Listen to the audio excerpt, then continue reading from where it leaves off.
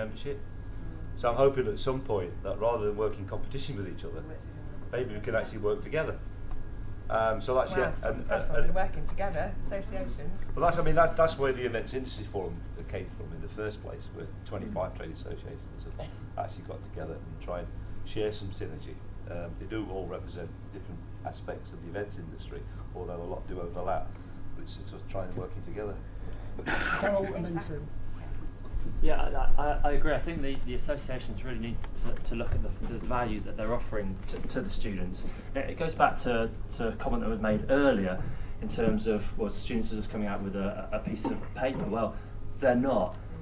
Look around the degree courses offered in this room. None of them will be, none of the students on those degree courses will come out with, the students will not come out with any work experience. They've all got either a year-long industry placement embedded within or shorter work experience.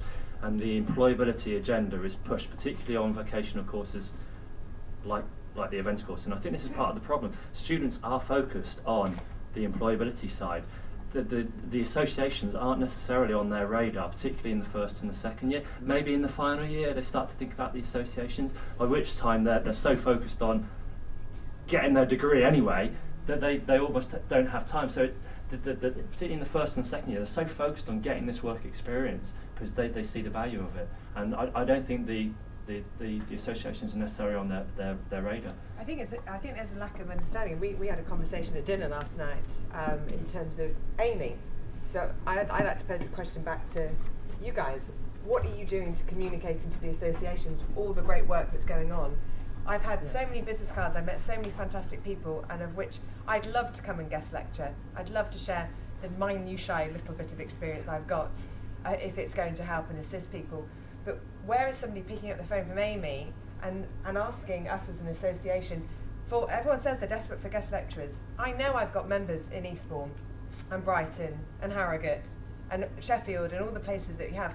Not one person has ever phoned MPI on behalf of Amy and said, Sam or whoever the president is, James now, we really, really need your support. We would gladly give that. So my question is, what can Amy do to actually also assist, because they're your students? Again, it's one of these interesting challenges for Amy, isn't it? As a collection of, for say, competing organisations, it's the same as any other association. Yeah. And where do you separate the individual from the organisation? So if I phone up and make a call, I could probably convince any of you around the table to come on to Leeds Met and talk to our students.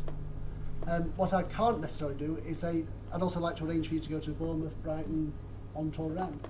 And what we've found up to now is it's the proactive members of Amy that have really made the approaches through to the associations. So one of the things that we've done as Amy is to step up to Mark in terms of joining BVEP. And we think that's a fantastic opportunity for us to be around the same table as you guys, to be able to make sure that we find out the same information that you're getting from government and from the other initiatives that are going on. And maybe we need to be more proactive in terms of feeding the information back from our members through to you, and for you to then be able to feed onto your members as well. So it's using perhaps BVEP as the vehicle in order to be able to take that forward, because I know from Leeds Met's perspective, we have members in BVEP, we have members in AVCO, in Eventia, in NOEA, a whole range of associations that we join. But it's having the meaningful engagement with each of those associations as well, which is a challenge. And we're fortunate in being a larger provider, therefore we've got a larger staffing base and a larger budget to be able to do that. Not everybody around this room would be in that position, so it's how do we maximise the best benefits through Amy, but also through individual members to be able to take that forward. And then perhaps an action point then is that I have a vice chair meeting on Thursday to talk about the agenda for the next BVP. September is the meeting, October? October in Belfast. Let's make this an agenda item. I think it's just so important. Action. Yeah, in fact, I was just going to pick up, thank you, on the BVEP role in actually bringing all the associations together. And it was through the BVEP that the Institute of Event Management was supported, and many associations actually wrote individual letters of support for the establishment. There'll only be one institute, And we hope all the associations will recognise that if the focus is education and professional development, that they can get behind that. And we look to Amy to actually be the vehicle. There's a lot of communication that I think is lost in all the noise of the events industry. It is complex. The complex reality is there.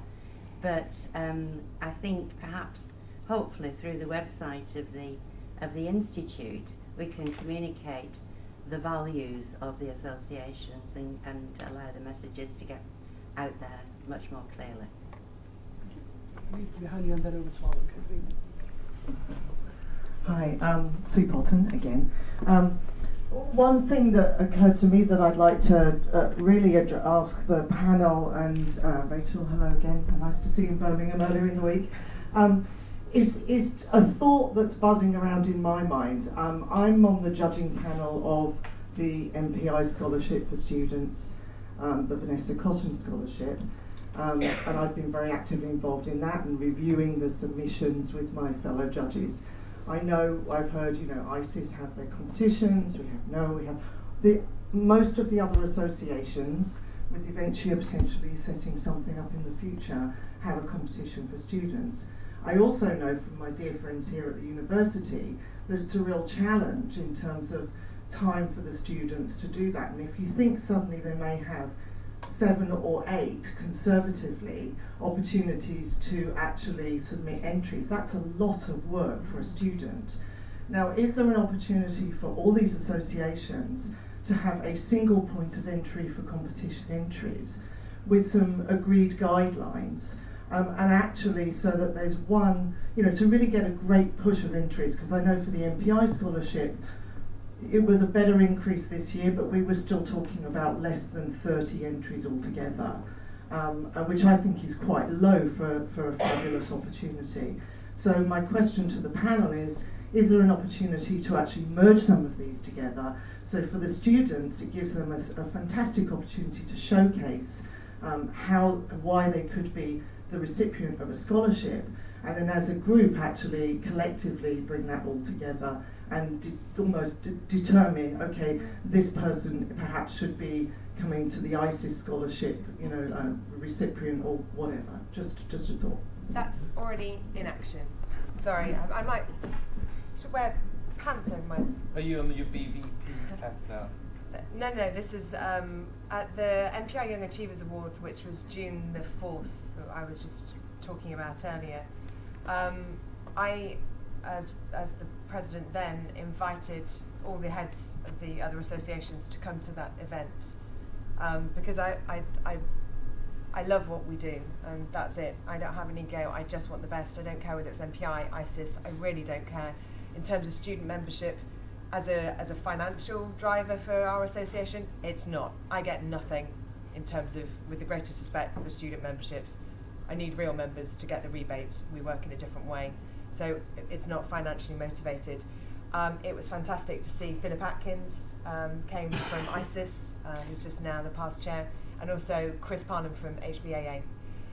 They came in, they enjoyed the conference, they enjoyed the Young Achievers Awards, lots of notes. Juliet Price, who's the acting executive director, was there, and that's part of the meeting on the 31st of May, is to have that conversation, pull this in, because on the flip side of it, it's resource heavy.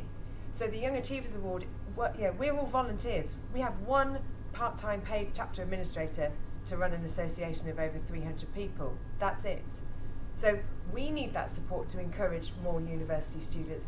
Again, with the Vanessa Cotton Scholarship, we just don't have the resource to be out there promoting it because we're all volunteers. So yes, it's an absolutely brilliant point.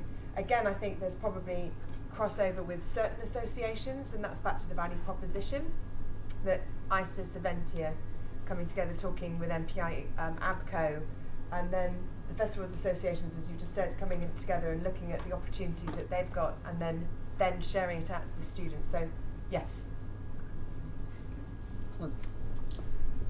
Yeah, so this is a point just going back to thanks. Alan Gibson, University of Hertfordshire, and Vice Chair of Amy. This is just a point going back to the students about trying to lead them to water and getting the students to be proactive. I think we're missing a trick. I think universities have got a duty to kind of improve students' networking skills.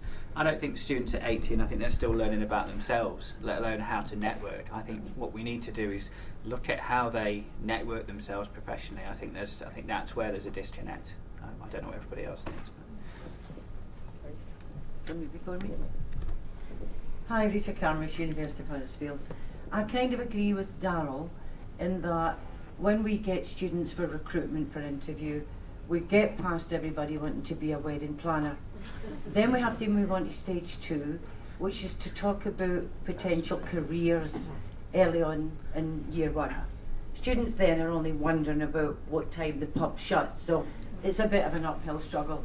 But what we don't have, and we see this, everybody who's spoken is showing us how a career is ad hoc.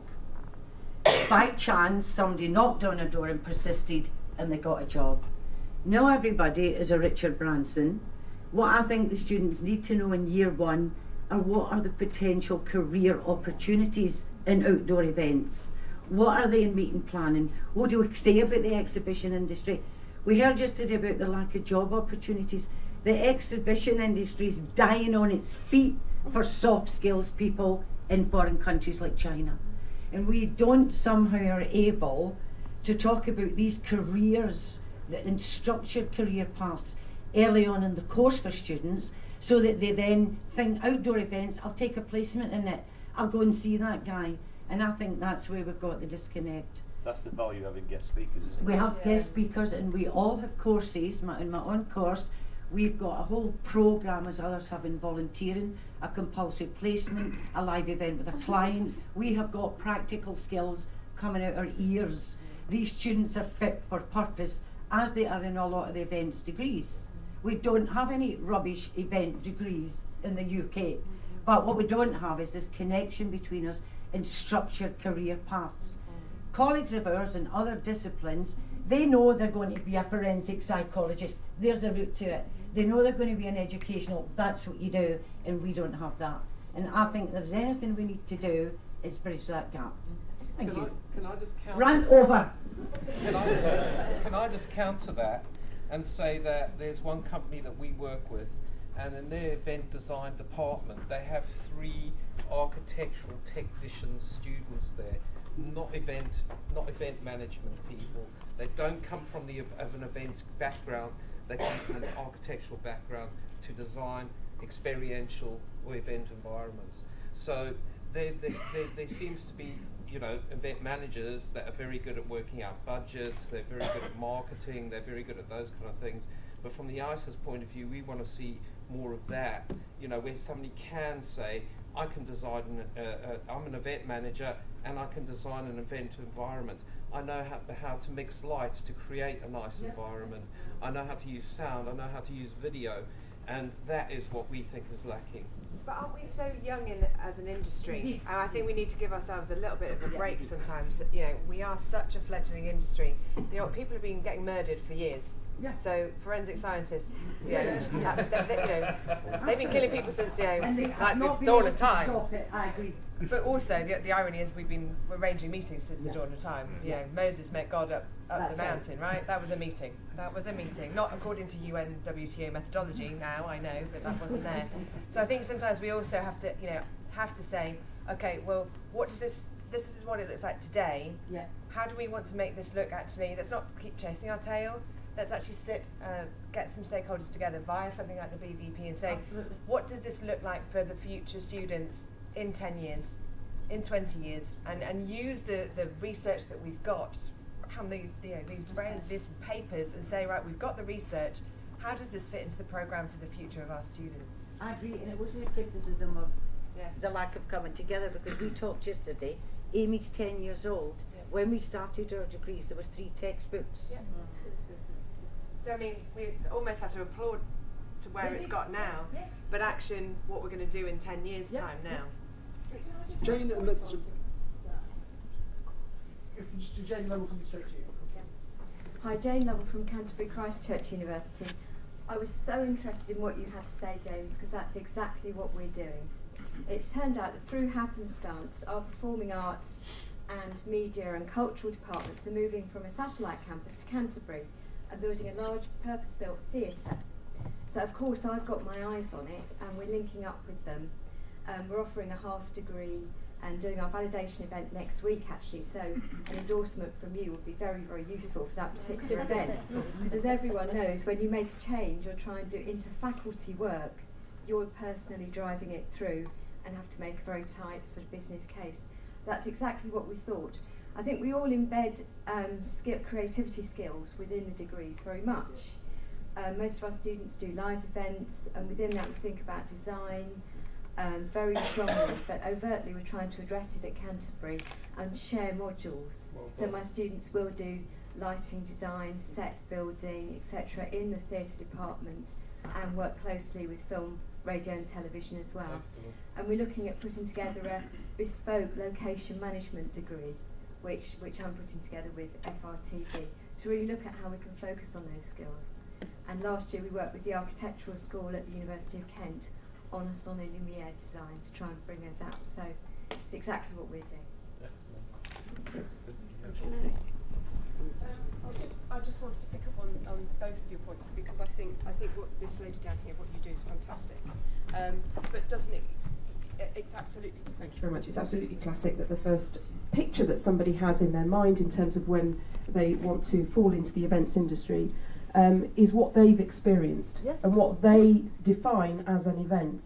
And that's part of the issue. The only point I wanted to make, and I don't disagree with the whole idea of bringing associations together, but I still believe that there is a need for specialist skills to be represented, principally because actually the evolution of the events industry comes from our customers. It doesn't come from us necessarily, it comes from the need out there. And all of a sudden, even though the events industry is only, 30 years old or so, 10, 15 years ago you didn't have internal communications departments, now you do. We've got to adopt a new language as our customers are driving the change. So the representation of all of the various different specialisms within what we call the events industry surely has got to be a good thing to keep us ahead of the pace. So the strength in those links and having unity across all of these various different specialisms is a good thing, and collaborating with you to represent those and help you clarify how to talk about these various different specialisms with the students is only going to help them understand what they want to do in life. I often ask my students, what sort of customers do you want to work with? If you were to get a blank piece of paper and describe the ideal event you would like to work on, what does it look like? And you can very quickly determine whether somebody wants to be organising Glastonbury or whether they want to organise a medical meeting. But they often just don't know about it. I don't know whether that's naive, but that's just the way I kind of perceive it at the moment.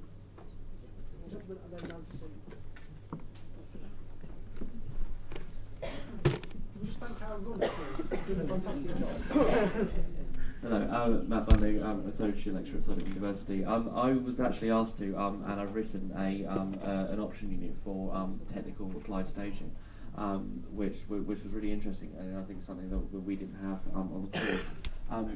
Part of the issue, the first thing to flag up, is that we have trouble recruiting for it, and when we look at why that is, I think it's a certain amount of the students will come in expecting to be event managers and conference organisers and stuff, and aren't aware of the huge array of jobs available. And coming from a technical production background myself, I actually have to sit there and go, this is the amount of money I've made by doing this role before I came here, and these are the amount of jobs that are available.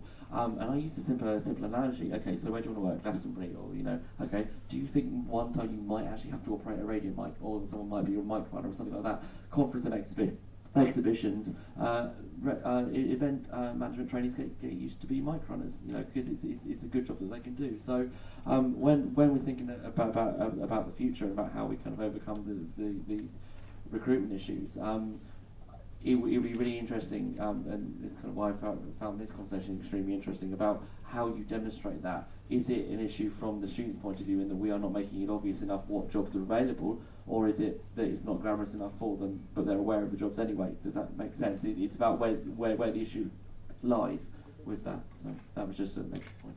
I think it's really interesting. my joke is always about events management. You know, how many lecturers can actually put up a music stand? But, you know, it's you know, and if they can't do it, can the students? But what I think is also really interesting, and you know, I say this here, is that for 20 odd years of running arts festivals, I don't think I really ever employed anybody who was from an events management course.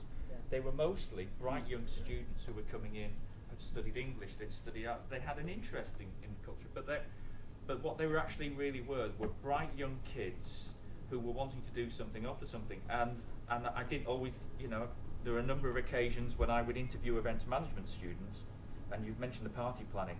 I came out of there just wanting to, you know, commit suicide sometimes, talking to some of these students. And the ones who used to come and work were kids who got off their own backs, just as Richard said. They came to my office and said, listen, can we help out at the festival?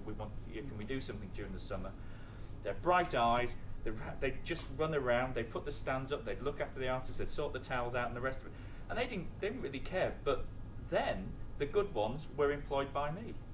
And then they would then start their careers in events management. But they were never events management students. But isn't that true of all students, though? You know, all people, anyone who's going to succeed. Unfortunately, it's not going to be every single one in your classes. No. We were having a conversation over the PIMS last night about this and saying, we were talking about, oh, well, we can't get the students to come, and if I, as the faculty member, came and I take the responsibility, it's like, it's not your responsibility. The ones that come to ISES, to wherever, to MPI, to any of these events, or other activities, local, volunteering for their local festivals or whatever might be happening, they're the ones that deserve the jobs. If we're going to create this industry, this is an elite industry, you find out on Wednesday that we're bigger than some of the elite industries out there. So we also have to make that elite. So it's going to be whether they're the events management students, and we've got to now start being evangelists as well, and saying the elite students come from event management background, and they can cross into other sectors because we are the big industry, we are a major employer, and we make a difference. And I think also what we need to understand as well is that the events industry, in terms of the way it's developing for the future, is that big brands, corporations need us more and more and more in terms of live, hybrid events, peer-to-peer networking, and engaging audiences around the world. There's going to be more reliance on the events industry than there's going to be on, say, things like traditional advertising.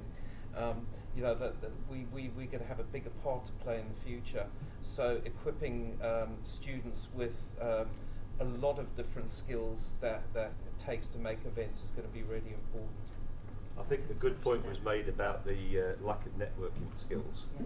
And I was actually appalled when I went to a secret behind closed door meeting down in Westminster a few years ago, where apparently somebody had come up with this idea that we need to find some money to do some research, because it's rumoured that if people actually talk face to face and go out for a meal together, they've got more chance of doing business. Well, I'm sorry, is that my age showing? But that's the way I've always done it. If you can't tweet me or I'm not on Facebook, I mean, you're just not going to get a job. That's right. So to find the confidence, I don't know where these skills have gone, but to knock on the door and say, hi, my name's Jane or whatever it is, I think we might have something in common. Well, we should do more of that. I don't think I'd have any work at all if you did adopt that attitude. Susan, and then the gentleman over there. Thank you. I just would like to go back to Rachel's point, and I do believe that one of the things that we need to address is actually recognising there is a supply chain in this industry, and there are specialisms that we have to recognise. You can't be good at everything, and therefore I think that one of the things in universities is that there can be an opportunity to develop those specialist roles that are required by our customers. And it is the future. Specialisms are the future. And finally, for our final questions, gentlemen, on the floor. Thanks, Glenn.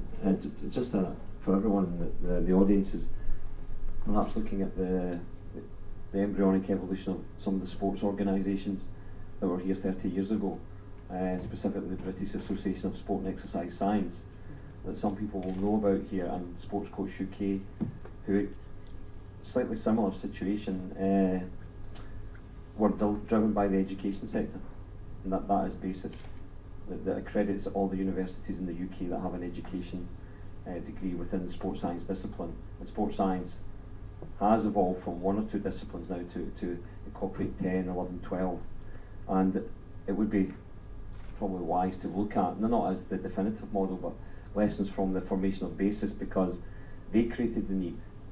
And this woman, I think, mentioned a very good point there about creating professional standards within education. And volunteering and the independent sector soon got on board because BASIS received government funding and support. And you could, BASIS is one of the doors that you'd walk through to chart the growth of sport in the last 25 years to an astronomical level in the UK. BASIS has been central to that. And fundamental at its core is the education institutions driving it. Just a point. Thank you very much. On that note, I'm afraid we have to draw it to a close if you wish to have a break before your next session. So if you'd just like to join me in thanking our panel members.